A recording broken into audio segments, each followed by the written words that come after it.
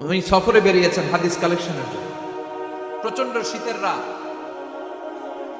উনি মাগরিবের নামাজ, এশারের নামাজ পড়ে একটা মসজিদে শুয়ে পড়লেন, আর শুয়ে শুয়ে হাদিস পড়তেছেন। কি পড়তেছেন? কথা বলেন।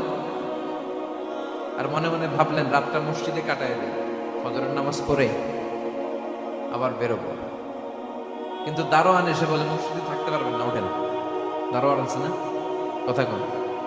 আহমদ ইবনে হাম্বল বললেন, আমি শুধু রাতটা থাকতে চাই, আমি তো ফজরেরই মুসল্লি, ফজর নামাজ পড়বো তো এই মসজিদে, আমার থাকতে দাও। দারোয়ান তো দেয় না, কেন? মসজিদে থাকার জায়গা না, যান। উনি যে আহমদ ইবনে হাম্বল এটা চিনে নাই, থাকতে দেয়। কি করবে এখন? উনি কাঁথা গুছিয়ে হাদিসের কিতাব নিয়ে কাঁধের মধ্যে ব্যাগ নিয়ে মসজিদ থেকে বেরোয় গেলেন। কি আর করবে, প্রচন্ড শীত, আর কাঁপতেছেন পুরো মানুষ। পথিমধ্যে দেখলেন বাজার।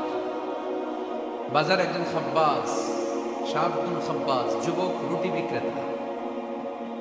সে রুটি বিক্রি করে, চুলার মধ্যে রুটি সেকে। সে যে সালাম দিল, আসসালামু আলাইকুম। যুবক বলে, ওয়ালাইকুম আসসালাম। আহমদ ইবনে হাম্বল বলে, যুবক, আমার যাওয়ার জায়গা নেই, সফরে বেরিয়েছি, খুব শীতে কষ্ট পাচ্ছি, রাতে যদি তোমার এই চুলা থেকে একটু আগুন পোহাই, কোনো সমস্যা? যুবক বলে, না না, সমস্যা না, হালান সাহালান, কোন সামনে আসেন আসেন, আপনি আগুন পোহাইলে আমার সমস্যা কি? সুবহানাল্লাহ পড়েন। আল্লাহ শুকরিয়া করে উনি বসলেন আর আগুন পোহাচ্ছেন। আর খেয়াল করলেন যুবক রুটি বানায় আর পরে আস্তাগফিরুল্লাহ, রুটির দলা বানায় পরে আস্তাগফিরুল্লাহ, খামির বানায় আর পরে আস্তাগফিরুল্লাহ, রুটি নিয়ে উনুনের ভিতরে, চুলার ভিতরে সেকা দেয় আর পরে আস্তাগফিরুল্লাহ। দোকানদারের কাছে কেউ আসলেই সে রুটি দেয় আর পরে আস্তাগফিরুল্লাহ। ক্রেতার কাছ থেকে টাকা নিয়ে ক্যাশ বক্সে রাখে আর কি পড়ে, আবার রুটি বানানো শুরু করে আর কি পড়ে, খালি এইটাই পড়তেছে। ইমাম আহমদ ইবনে হাম্বল তো অবাক, কিরে এটা আবার কেমন যুবক, খালি আস্তাগফিরুল্লাহ। উনি প্রশ্ন করলেন, যুবক ঘটনা কি? আসার পর থেকেই তোমার দেখতেছি তুমি রুটি বানাও, রুটি বিক্রি করো আর পড়ো আস্তাগফিরুল্লাহ, মালাকা ইয়া শাবাব। যুবক বলে, আস্তাগফিরুল্লাহ আমার সবচেয়ে বেশি পছন্দের আমল, আমি সবসময় আঠার মধ্যে ইস্তেগফারের সাথে লেগে থাকি আর সবসময় পড়তে থাকি আস্তাগফিরুল্লাহ, আর এর বদৌলতে আল্লাহ আমারে মুস্তাজাবুদ দাওয়া বানিয়ে দিয়েছে। আহমদ ইবনে হাম্বল তওবা, আনতা মুস্তাজাবুদ দাওয়া, তুমি মুস্তাজাবুদ দাওয়া, রুটিওয়ালা। আমি এত বছর হাদিস পড়াই, আমি তো মুস্তাজাবুদ দাওয়া না, আর তুমি রুটি বেচো বাজারে, তুমি মুস্তাজাবুদ দাওয়া, তুমি দোয়া করলে সব কবুল হয়ে যায়। যুবক বলে, না আমরা মুস্তাজাবুদ দাওয়া, আমি আমার জীবনে যত দোয়া করেছি কবুল করে নিয়েছে কে? সব দোয়া কবুল করে নিয়েছে আল্লাহ, একটা দোয়া ছাড়া। কয়টা? আহমদ ইবনে হাম্বলের কৌতূহল, কিউরিসিটি আরো বেড়ে গেল। কি? সব দোয়া কবুল হয়েছে, একটা দোয়া ছাড়া। মাযালিকা দোয়া ইয়া শাব, কি সেই দোয়া? যুবক এবার বলতে শুরু করলো, আমার জীবনে যে দোয়াটা আল্লাহ কবুল করে নাই সেটা হচ্ছে, আমি আল্লাহর কাছে অনেক চেয়েছি, অনেক দোয়া করেছি, যে আল্লাহ শুনেছি এই জামানার সবচেয়ে বড় মুহাদ্দিস, তার নাম নাকি ইমাম আহমদ ইবনে হাম্বল। আল্লাহ তোমার কাছে আমার চাওয়া, আমি যেন এই ইমাম আহমদ ইবনে হাম্বলরে দেখে মরতে পারি, আমি যেন ইমাম আহমদ ইবনে হাম্বলের হাতে হাত রেখে মুসাফা করতে পারি আর তার কপালে একটা চুমু এঁকে দিতে পারি। আহমদ ইবনে হাম্বল আবেগপ্রবণ হয়ে গেলে চোখের পানি ছেড়ে দিলেন, বললেন, যুবক তোমার এই দোয়াটাও কবুল হয়ে গিয়েছে। আহমদ ইবনে হাম্বলের দেখা সাক্ষাৎ পাওয়ার জন্য আহমদ ইবনে হাম্বলের বাড়িতে তোমার যাওয়ার দরকার নেই, আহমদ ইবনে হাম্বল তোমার দরবারে ছুটে এসেছে। আনা আহমদ ইবনে হাম্বল মুহাদ্দিসুদ দাহর, আমি নিজেই আহমদ ইবনে হাম্বল। যুবক চোখের পানি ছেড়ে দেয়, আহমদ ইবনে হাম্বল চোখের পানি ছেড়ে দেয়। যুবক চিৎকার মেরে ইমাম আহমদ ইবনে হাম্বলকে জড়িয়ে ধরে, হাতে হাত রেখে মুসাফা করে, কপালের মধ্যে চুমু খায় আর আল্লাহর শুকরিয়া করে বলে, ও ইমাম, আসলে এই দোয়াটাও আল্লাহ আজকে কবুল করে নিল। বিশ্বাস হয়? সবসময় ইস্তেগফার করলে আপনার দোয়াগুলোর এইভাবে কবুল করে নিবে কে? এই পাঁচটা জিনিস পাবেন সবসময় যদি ইস্তেগফারের সাথে লেগে থাকেন। রাজি আছেন তো? এই জন্য বিশ্বনবী সব সময় নামাজে সালাম ফেরানোর পরে পড়তেন আস্তাগফিরুল্লাহ। কি পড়তেন? 3 বার পড়তেন আস্তাগফিরুল্লাহ, আস্তাগফিরুল্লাহ, আস্তাগফিরুল্লাহ। পড়তে রাজি আছেন? ইস্তেগফারের অনেকগুলো আলফাজ আছে, সবচেয়ে ছোট ইস্তেগফার হচ্ছে এটা, আস্তাগফিরুল্লাহ, আস্তাগফিরুল্লাহ। আরো আছে আস্তাগফিরুল্লাহ আল্লাযী লা ইলাহা ইল্লা হুয়াল হাইয়ুল কাইয়্যুম ওয়া আতুবু ইলাইহি। বিষ্ণু বলেন এই ইস্তেগফারটা যদি কেউ পড়ে, আত-তাওয়াল্লি মিন ইয়াউমিজ যাহাফ, যুদ্ধের ময়দান থেকে পালিয়ে আসা কবিরা গুনাহ। কি গুনাহ?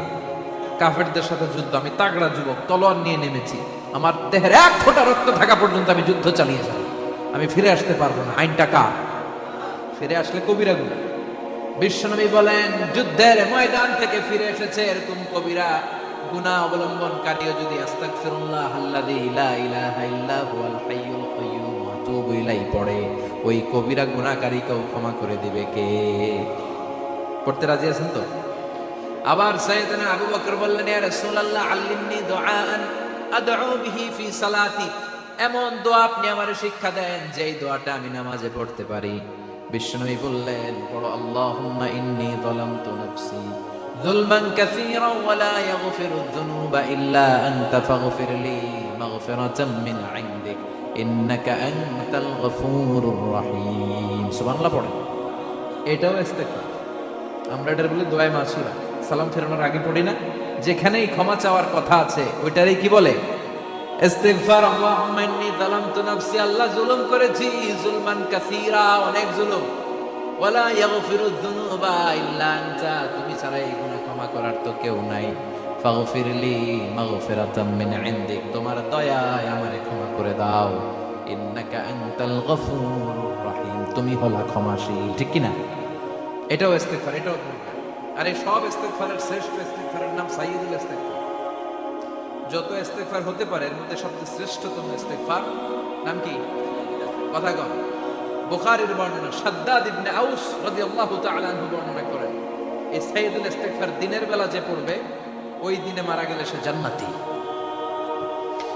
এই সাইয়্যিদুল ইস্তেগফার রাতের বেলা যে পড়বে ওই রাতে যদি ইন্তেকাল হয় ওই লোকটা জান্নাতি। মুখস্থ আছে না? কার কার মুখস্থ হাত তুলেন? মাশাআল্লাহ, তাবারাকাল্লাহ, মাশাআল্লাহ, মাশাআল্লাহ। আর যাদের নাই তাদের হোমওয়ার্ক, তাদের আল্লাহুম্মা আনতা রাব্বি লা ইলাহা ইল্লা আনতা খালাকতানি ওয়া আনা আবদুক ওয়া আনা আলা আহদিকা ওয়া ওয়া'দিকা মাস্তাতা'তু আউযু বিকা মিন শাররি মা সানা'তু আবু'ু লাকা বিনি'মাতিকা আলাইয়া ওয়া আবু'ু লাকা বিযামবি ফাগফিরলি ফাইন্নাহু লা ইয়াগফিরুয যুনুবা ইল্লা আনতা। সুবহানাল্লাহ পড়েন। আজকে রাতে পড়ছেন, মারা গেলে জান্নাতি। চিল্লায় পড়েন না আল্লাহু আকবার। এজন্য বিশ্বনবী বলেন, আমার আগের গুনাহ মাফ, পরের গুনাহ মাফ, তারপরেও প্রতিদিন আমি 70 বার তওবা ইস্তিগফার পড়ি। আজকে থেকে পড়তে রাজি আছেন তো? বেশি বেশি ইস্তিগফার পড়া যাবে না? একটু প্রাণ খুলে দিল খুলে আওয়াজ করে পড়েন তো আস্তাগফিরুল্লাহ। আর জোরে পড়েন আস্তাগফিরুল্লাহ। আবার সবাই পড়েন আস্তাগফিরুল্লাহ। সব সময় তওবা ইস্তিগফার যারা পড়ে তাদেরকে পছন্দ করে কে? সব সময় জিকির করে করে জিহ্বাটারে যারা ভিজিয়ে রাখে তাদেরকেও পছন্দ করে কে?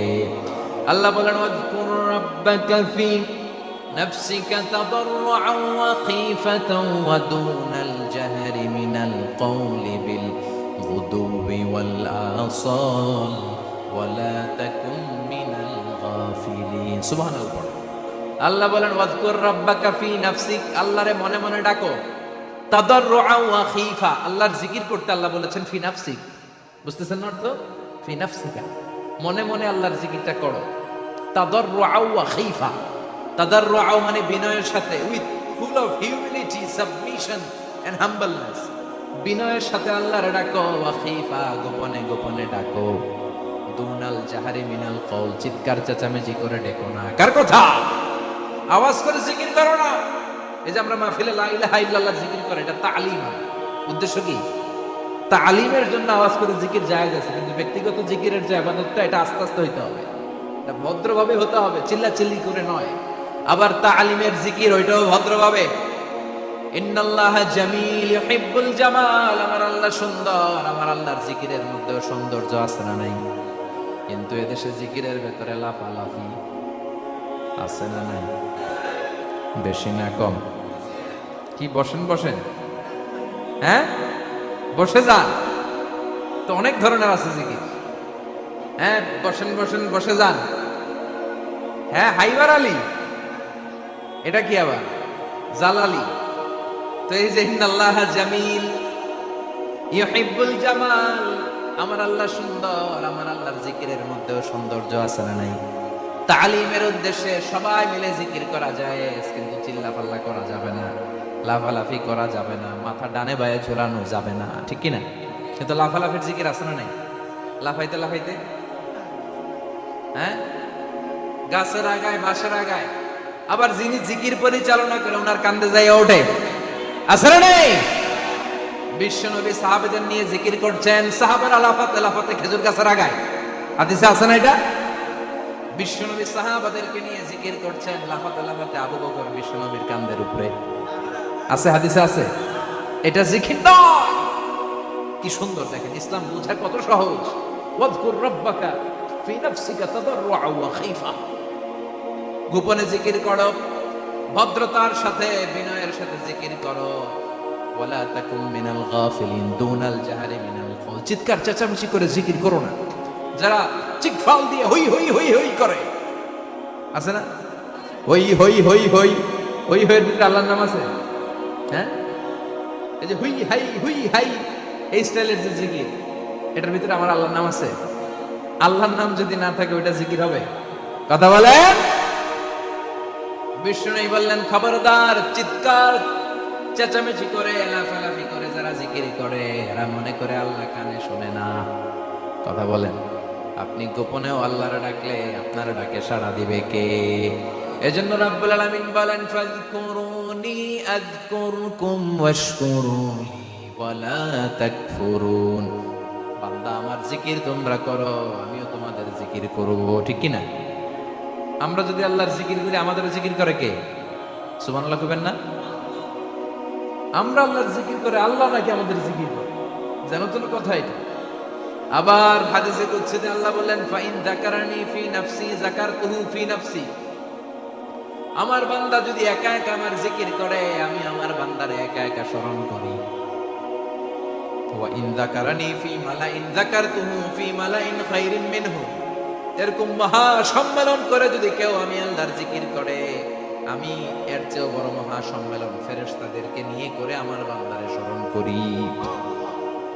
ওয়া ইন তাকাররাবা ইলাইয়া শিবরান তাকাররাবতু ইলাইহি যিরাআন। আমার বান্দা যদি আমার দিকে এক বিঘত আসতে চায়, আমি আমার বান্দার দিকে এক হাত এগিয়ে যাই। আমার বান্দা যদি আমার দিকে এক হাত আসতে চায়, আমি আমার বান্দার দিকে দুই হাত যাই। ওয়া ইন আতানি ইয়ামশি আতাইতুহু হারওয়ালা। আমার বান্দা যদি আমার দিকে হেঁটে হেঁটে আসতে চায়, আমি আমার বান্দার দিকে দৌড়ে দৌড়ে যাই। সুবহানাল্লাহ। এজন্য বিশ্বনবী বলেন, লা ইয়াজালু লিসানুকা রাতবাম মিন যিকরিল্লাহ। আল্লাহর জিকির দিয়ে জিহ্বাটারে ভিজিয়ে রাখবা। কার কথা? চিল্লায় বলেন, কার কথা?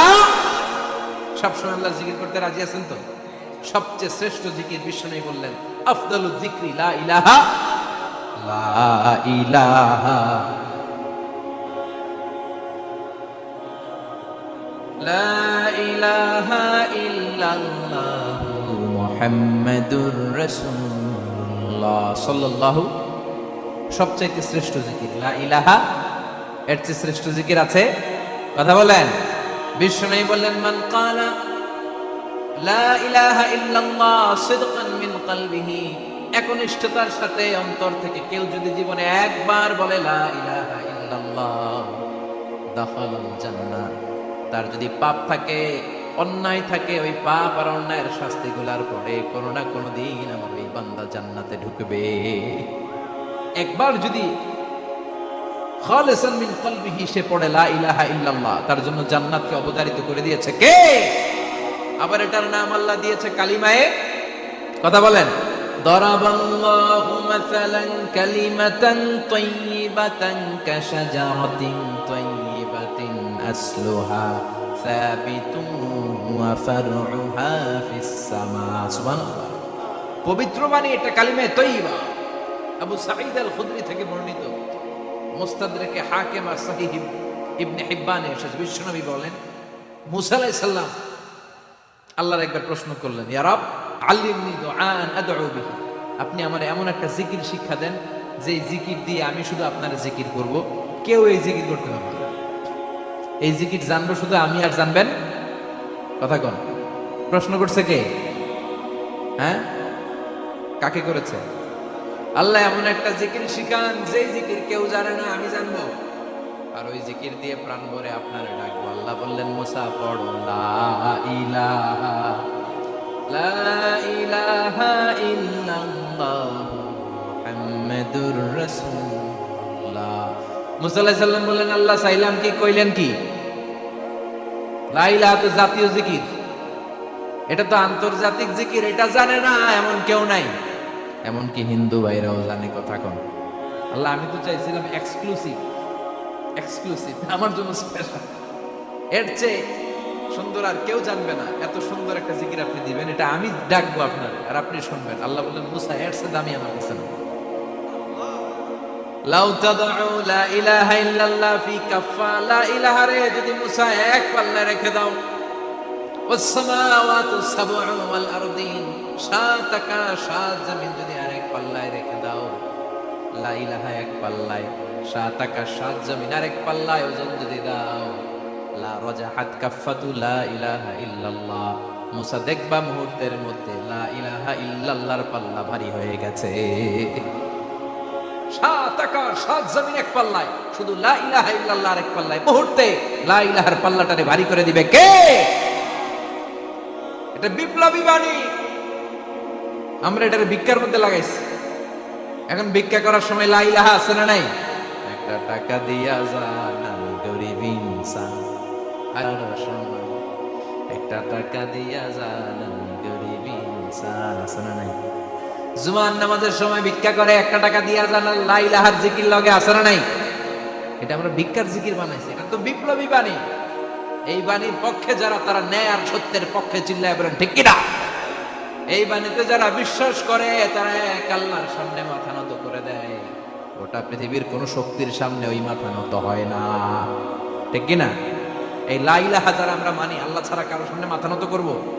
কোন শক্তি আমাদের মাথা নত করাতে পারে? এই কালেমার আন্দোলন যারা করে, তারা আল্লাহ ছাড়া পৃথিবীর কাউরে ভয় পায় না। আর তারা চায় কালেমার পতাকা পৃথিবীর মধ্যে যেন পথ পথ করে উড়ে, ঠিক কিনা? বাংলার জমিনে কালেমার পতাকা উড়ুক, আমরা চাই কি চাই না? কোন একদিন এ দেশের আকাশে কালিমার পতাকা উড়বে, সেদিন সবাই খোদাই বিধান পে দুঃখ বেদনা ভুলবে। কোন একদিন এ দেশের আকাশে কালিমার পতাকা উড়বে, সেদিন সবাই খোদাই বিধান পে দুঃখ বেদনা ভুলবে। চিৎকার করে বলেন ঠিক কিনা? এই কালেমার সমাজ যদি হয়, ওই সমাজে কেউ লাঞ্ছিত হবে না, ওই সমাজে কোনো নারী নিগৃহীত হবে না, ওই সমাজের কোনো কাজের মেয়েরা ধর্ষিত হবে না, ওই সমাজে দুর্নীতি থাকবে না, ঘুষ থাকবে না, চাঁদাবাজি থাকবে না, টেন্ডারবাজি থাকবে না। সমাজটারে শান্তি দিয়ে সমৃদ্ধ করে দিবে কে? এজন্য সব সময় জিকির করতে হবে একজনের, চিল্লায় বলেন তিনি কে? শ্রেষ্ঠ জিকির হচ্ছে লা ইলাহা। করতে রাজি আছেন?